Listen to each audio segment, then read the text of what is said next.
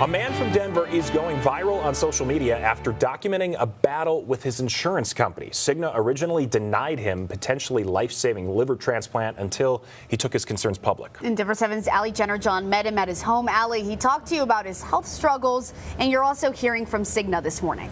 Yeah, guys, good morning to you. Keaton Herzer has a pretty rare cancer originating in his bile ducts. Extensive testing, doctors, surgeons, they've all labeled him as a good candidate for a liver transplant. And in Keaton's case, he's worried that this could be his only potential cure. So you can imagine the immediate stress he and his family felt when he got those papers back from insurance saying his coverage was denied.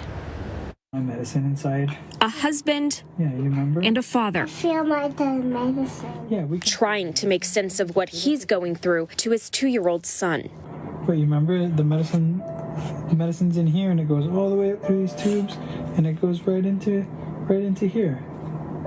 And it's going to help to heal my owies. Those owies attacking his liver. He was told in March he has intrahepatic cholangiocarcinoma, a rare bile duct cancer. The good news in my case is that my cancer's isolated to my liver, so there's no spread outside the liver right now, so that means that transplant could be an option. Could being the key word there. Insurance would have to agree. They didn't at first. These documents say why, claiming, quote, medical necessity is not met. I knew there was about 50-50 whether they would deny or approve, and in a lot of ways we were prepared for it. I don't know if I was expecting it to come back so quick. That's when he started recording. I was hoping it wouldn't be a fight over this. Gathering a community on TikTok pretty quickly. I like being alive. I want to be around for my wife. I want to be around for my son. The world watching as he tried to get a hold of anyone over at Cigna who would take his call or manage his case.